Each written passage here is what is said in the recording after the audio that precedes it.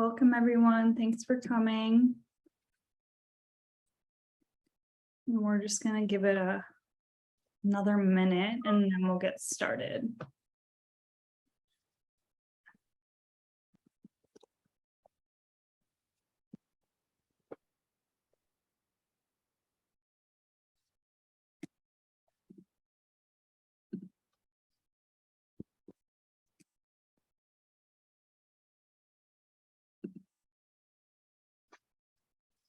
Okay, I'll start us off. Thank you everyone for joining today for the 7th webinar in JCC Association's 8 Guiding Principles on Inclusion.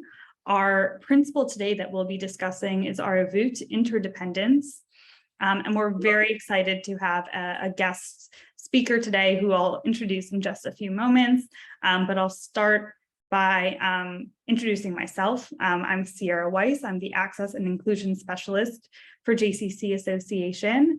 I'm a white woman with curly brown hair, and I'm wearing a dark green blouse today, and joining from my work from home location in my dining room in New York, which is the land of the Munsee Lenape. So thank you for joining, and I'll pass it to my colleague, Liv.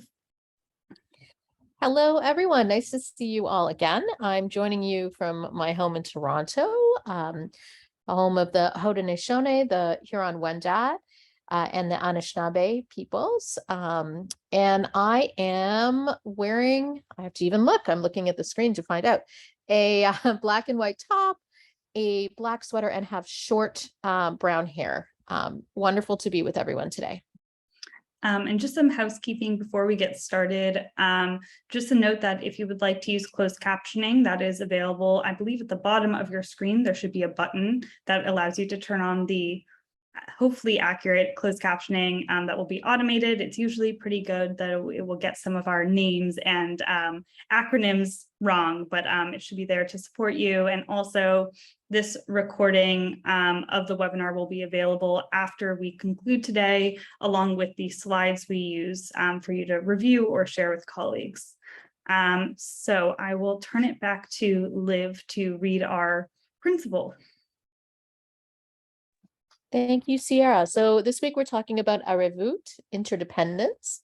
No one is entirely independent. Every person is dependent on others in one way or another.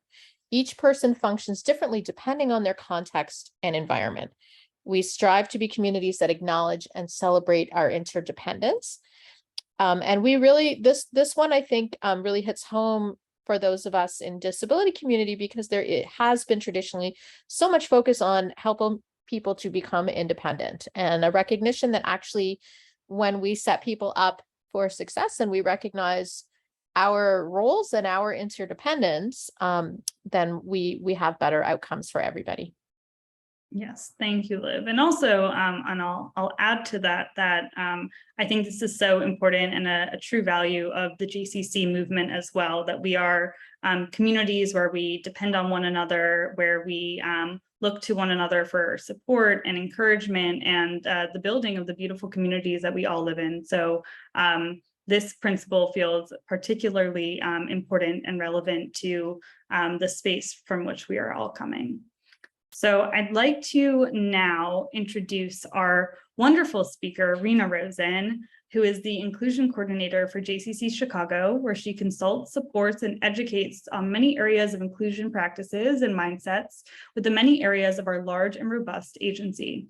Outside of her daily work in the community, Rena takes many opportunities to learn from others with diverse perspectives and lived experiences, and together work to support the many needs in the community and globally. And I'll just say on a personal note, since I started, Rena has been such a wonderful resource and person that I've had the pleasure to work with.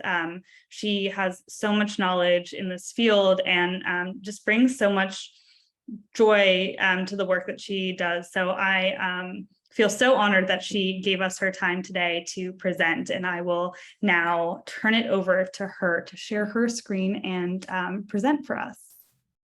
Thank you so much. I'm going to do a little bit of magic and share my screen. One moment. Okay. All right. Let me just get the slide going.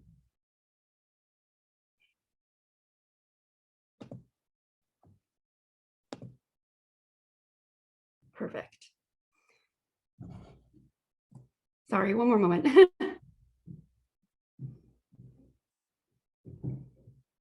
Oops.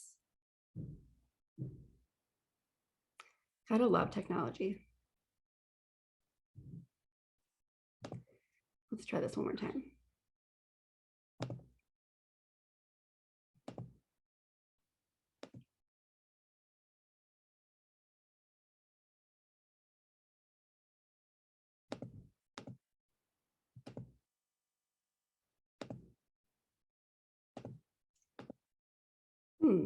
Okay.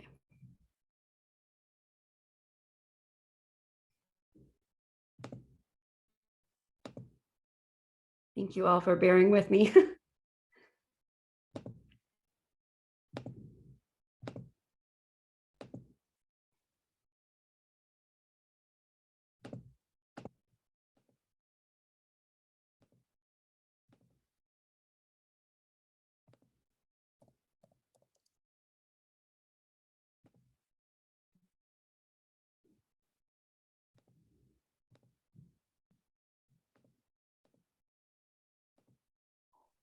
Is it just not letting you share it now? It shared and then it closed and now it's not sharing again. So I'm going to try one more time. And if not, I Okay. can share it from my screen. Just let me know. Oh, that might be helpful. Just give me 1 second. Let me try it one more time. But I don't want to waste too much time here. Yeah, you know what, Sierra, if you can share it from your screen, that would be very helpful.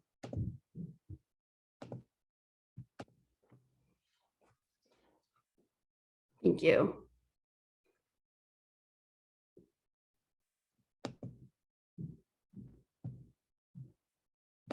Okay, let's try this again. Hello, everyone. Thank you, Sierra and Liv, for inviting me to present this session on the principle of Arevut. Again, my name is Rena Rosen. My pronouns are she, her, hers. I'm a white woman with long brown hair and brown rimmed glasses. I'm wearing a black shirt with a gray overshirt, and I am sitting in my apartment. And I am the inclusion coordinator for JCC Chicago. On the screen is a white background with black text and the JCC Chicago logo in blue, white, and black in the right upper corner. Before we begin diving into today's principle, I'd like to take 3 brief moments of mindfulness to engage us in being fully present, ready to do this work together. Take some deep breaths, and while you do so, I'd like you to think about the hours and moments that led you to where you are right now, from this morning until right now. What have you done today? Who have you interacted with? What tools, accommodations, or resources did you need in order to fully participate in your day? We're going to take a few deep breaths. Inhale for 5, 4, 3, 2, 1, and exhale for 5, 4, 3, 2, 1. And another 5, 4, 3, 2, 1. And exhale for 5, 4, 3, 2, 1. Thank you for participating in that exercise, and keep those people, those tools in the back of your mind as we move forward, and we'll come back to those later. I want to acknowledge that in order to create this presentation, I looked to resources and tools such as Devrupa Rakshit, a neurodivergent Indian woman and associate editor of the Swaddle, an independent media company based in Mumbai, India, that works to tell stories that challenge established narratives. Also, the wealth of knowledge and writing from T.L. Lewis, non-binary social justice activist, supported this presentation today, and I highly recommend their work. If you can please go to the next slide, Sierra. Thank you. This slide is white with black text, a blue box in the upper left with a white search box in the center that says disability is, and the JCC logo in the upper right corner. There's always an opportunity to reintroduce and solidify some structural frameworks that influence the conversation moving forward and our mindset. So, disability is a natural part of the human experience. Disability is not good or bad, it's neutral. Disability is a full and complex identity. There is a deep history, pride, sometimes grief, and definite momentum for the safe, accessible, and equitable progress in this movement. Disabled people have always existed. Disability is not static. Identities and expression of those identities are constantly evolving. They have been dependent on many factors of diverse experiences, and who often the validity of those experiences have been held by whomever has had the most power at that current moment. Imani Barbarin, who is also a writer and an activist, writes that disability is a holistic experience. People might be born with a disability or acquire disabilities throughout their lifetime. And ableism intersects every form of systemic oppression that exists. All of the other isms cannot exist without ableism. Next slide, please. This slide is white with black text, and the JCC Chicago logo is on the upper right-hand corner. Independence as a universal milestone marker is problematic and influenced by ableist norms. It is positioned from privilege and an ideal held up by the dominant able-bodied population. We find ourselves in society's glorification of the able-bodied neurotypical idea of independence, self-sufficiency across the map of earning a living, living by oneself, traveling alone, among other things. Holding different people to the same standard without accounting for their individual needs and differences makes our fixation on independence a perpetual trip down the ableist rabbit hole. The Oxford English Dictionary defines independence as the freedom to organize your own life, make your own decisions without needing help from any other person. With that definition of independence, what does freedom look like? And what barriers might be in the way?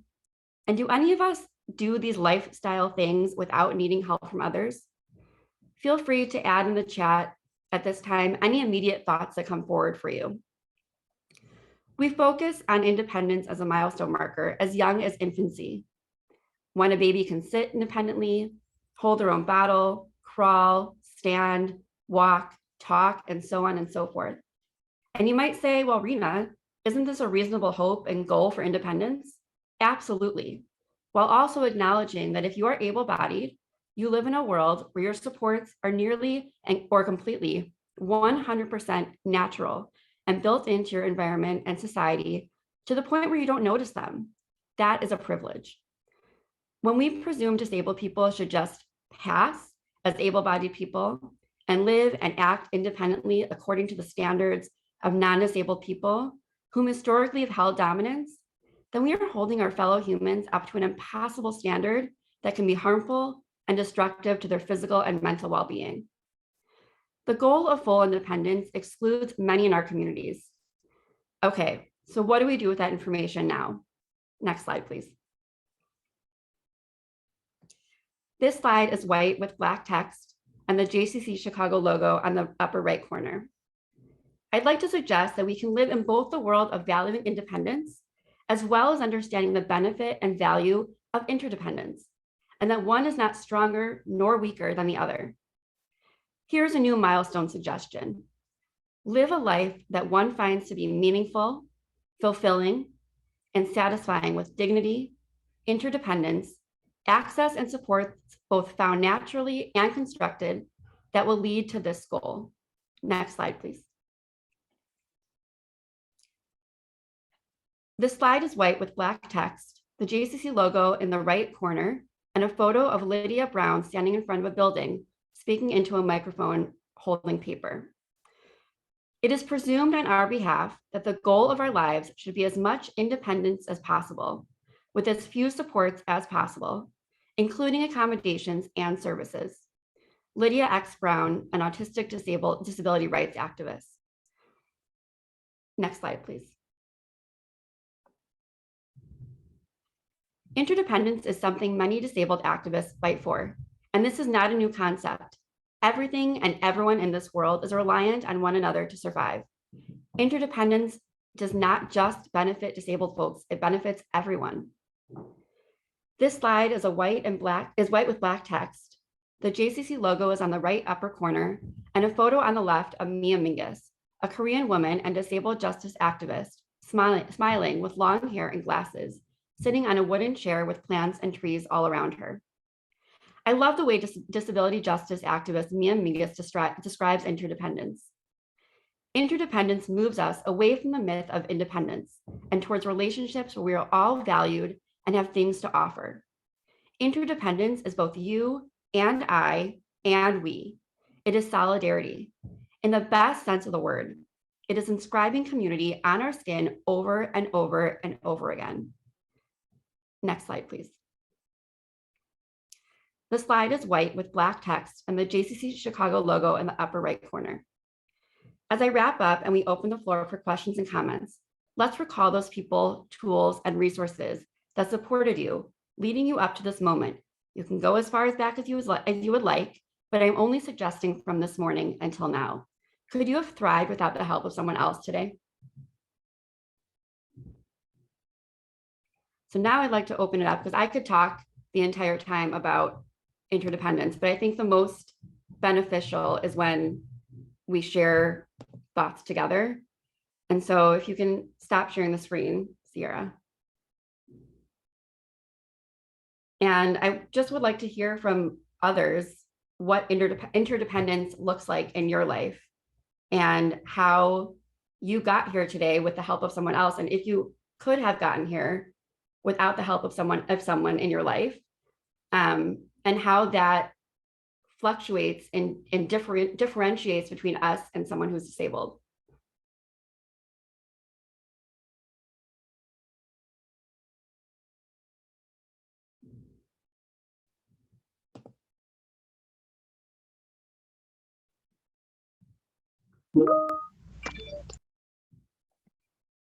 Just hop off mute. That's totally fine. Great, lovely. Hello, everyone. My name is Jacob Harris Wright, and I work for the Chef Ascendic here at JCC Association. I'm a white man with what I call a beard, and I'm wearing a buttoned-up tan sweater today. And I'm here in our offices on 528th Avenue, the original land of the Munsee Lenape people. And it's funny you bring this up today about this idea of interdependence, because I was on the subway down, which is something I, even when it is terribly run, take for granted, as someone who that is a very accessible option for me to take. I saw an ad that said it is okay to ask for help, which I thought was such an interesting thing. I couldn't remember what it was advertising for or not for, advocating for. But I think you're right. This idea of sole independence and being incredibly self-reliant is like the gold standard for all types of, especially American living. And not everyone has that same access. And I think there's like this shame that we impose upon ourselves and one another in society in asking for help. But the things that cause us to function as a community on top of a society is being able to ask for help and offering the needs and services of people who need those things. And I think it's so interesting to bring to the forefront while also seeing that so glaringly displayed for the public who ever rides the subway in the morning, which is in itself not very accessible, but it's very interesting how those two things occur today. So I just wanted to thank you for bringing that to our attention because it is very prevalent in our day-to-day lives. Thank you for sharing that, Jacob. I also have been using a fidget the entire time that I've been speaking. So there are tools that we have in our day-to-day life that we don't necessarily, contribute to interdependence, but without having something, my nerves get overwhelming. And so I think that's something that we assume someone with a disability needs. And it's something we all need. And so interdependence can be anything from a person or a tool or a place that provides accessibility needs. And we wouldn't be able to thrive without those things.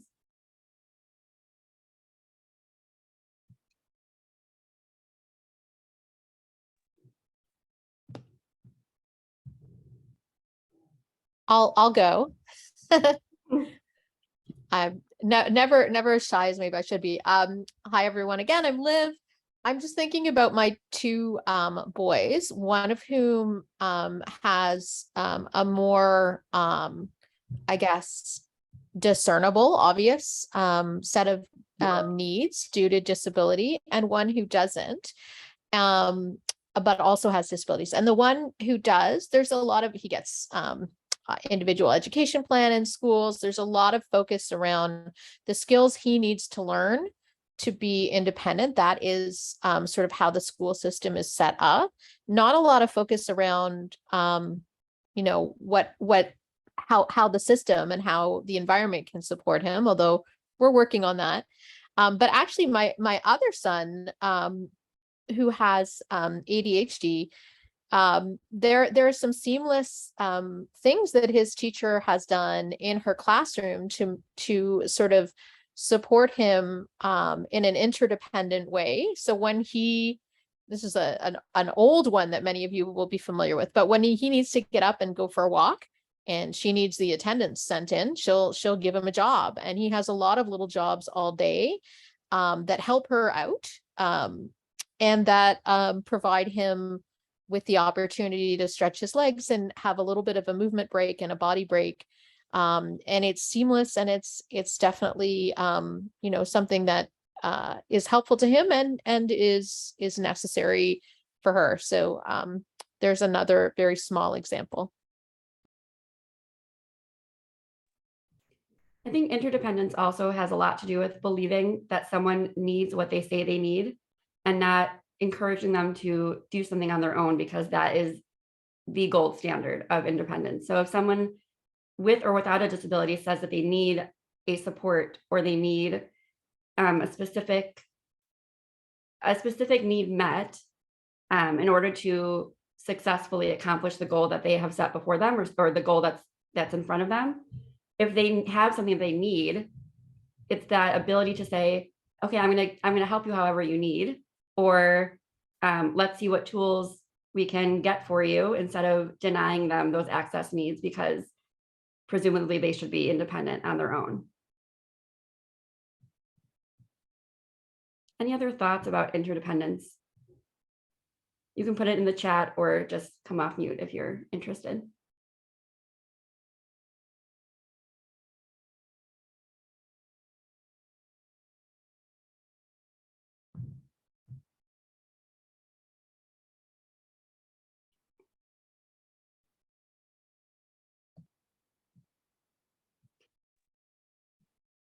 I think it's a frame that is a different frame maybe than the one we always look through, and it just I think we're probably all sitting with it a little bit as well.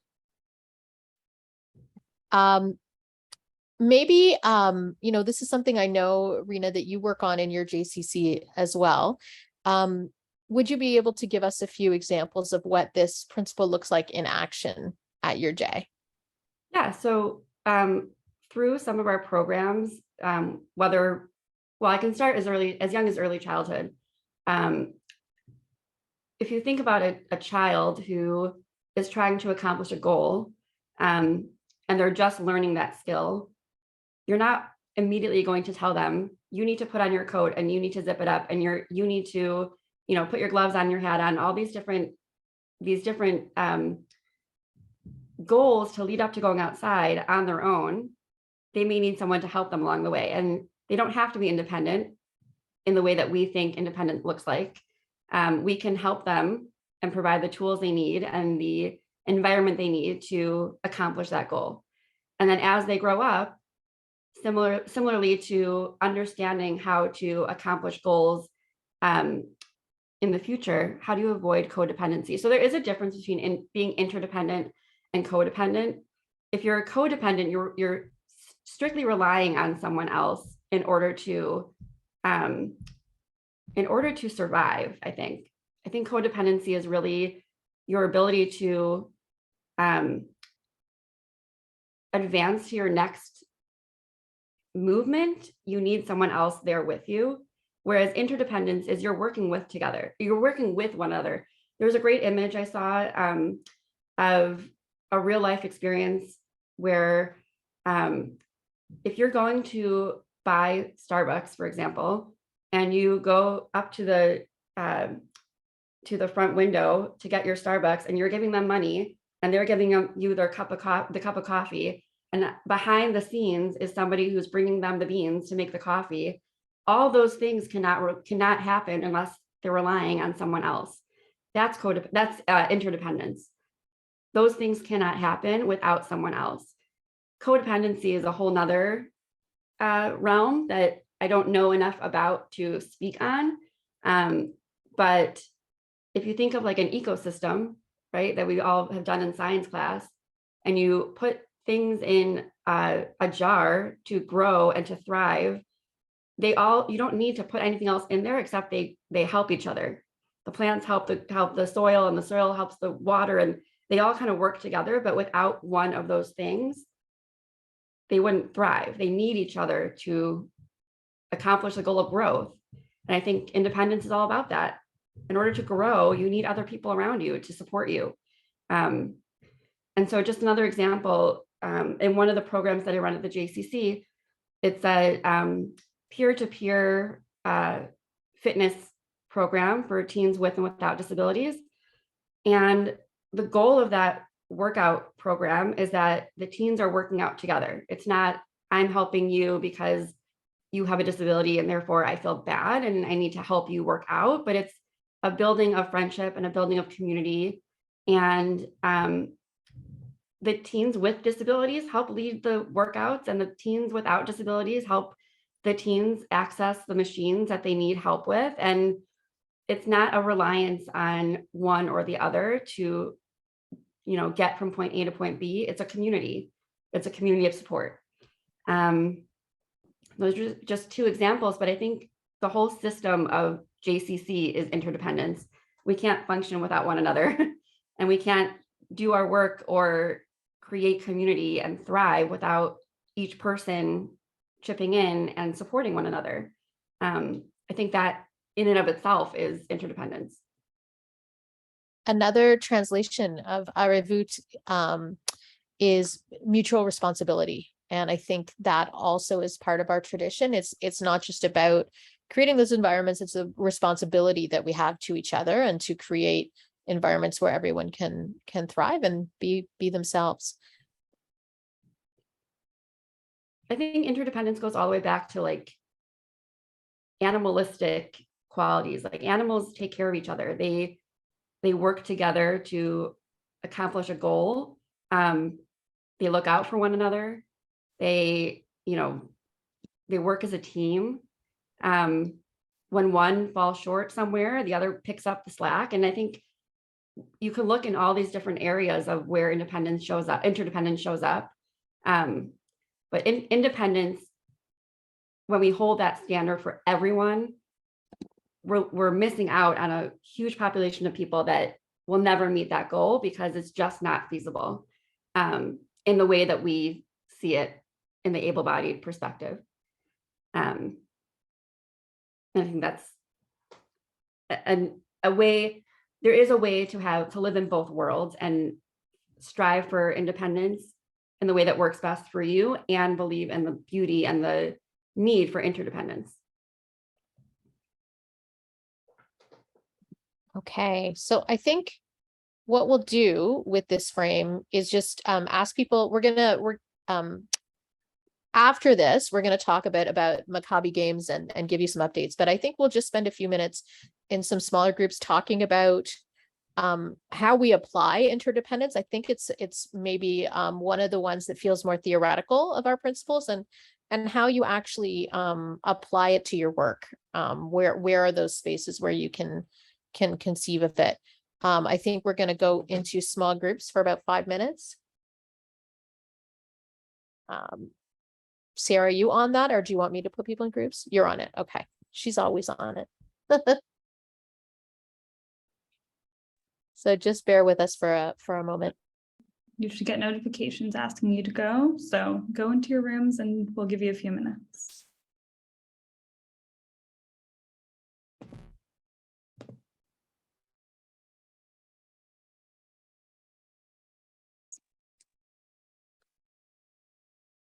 dependent on something. I was saying how I currently am working in an after school program that is serving about like 15 kids with different intellectual disabilities, and how we don't have inclusion staff in particular. So like my role is really trying to provide supports and scaffold them so that they can use them, quote, independently without me being there, but providing that interdependence so that they can be successful in an inclusive environment.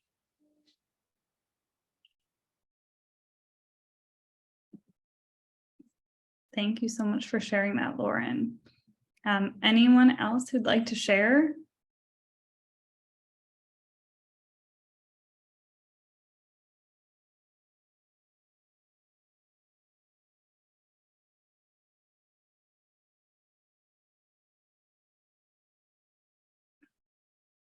Okay, well, I think that will then conclude our conversation on interdependence. I'll take a few minutes to share about one more thing upcoming. For those who are aware or who might still be learning, JCC Maccabi Access is going to have its pilot year or second pilot year this summer in Fort Lauderdale. For those who don't know, Access is a new program that was piloted last summer in San Diego. It's part of the JCC Maccabi experience for athletes with intellectual and developmental disabilities between the ages of 12 and 22. It's a really excellent opportunity to be involved in the JCC movement and the Jewish athlete experience that we host every year in partnership with local JCCs. We had a wonderful time in San Diego in our first year and are so looking forward to year 2. Sierra, I wonder if we can put Haley on the spot since she was there. There she is. Haley, do you want to just share a little bit about your experience staffing the trip and how that was for you and also for the amazing young woman who you were supporting? Yeah, definitely. So I'm Haley, my pronouns are she, her. I'm the inclusion coordinator at the Tucson J, and I took one camper to Maccabi Access, and it was so fun. She had a great time. She really opened up, which was shocking to me and her family because she's normally very quiet and only likes to do her own thing, but she participated in everything. We did bowling, we did basketball, soccer, and swim, and it was really fun. She had a ton of medals by the time she went home, and it was just really cool to see all of the other people that we had from other states and delegations as well, including Israel, which was really cool having some campers from there that also had disabilities and were able to participate. So it was just really awesome, and I think it's a really cool experience to like give our participants who do sports within our Jays the opportunity to compete in something like massive and just see them kind of come out of their shell and have a different experience outside of what we offer at our Jays. So yeah, it was really cool. And I'm really excited to go to Fort Lauderdale and hopefully bring a couple more people this time. So yeah. Awesome. Thanks, Haley. That was fantastic. So if you want to learn more about Access, even more than we've shared today, there is going to be a call on November 1st at 1 p.m. Eastern to share more details about Access. Also, some of the program details have changed from last year. We're expanding the length of the program and the age range, as well as I mentioned before. So if you are interested in building an Access delegation for your JCC to come to Fort Lauderdale this summer, please attend. I'm going to put the registration link in the chat for you to register, to join. It will be a really great time this summer, and we're still looking forward to it. So hope you will join us and bring athletes. And I just want to say again, thank you so much to Rena Rosen for her wonderful presentation and leading us in a conversation on Arevut interdependence. And thank you all for participating and sharing your perspectives and experiences. We really appreciate you coming each month, and we'll look forward to seeing you again next month for the 8th and final principle in our series, and please stay tuned for follow-up for the link to the recording of this conversation, as well as the PowerPoint and details for next month. Thank you all.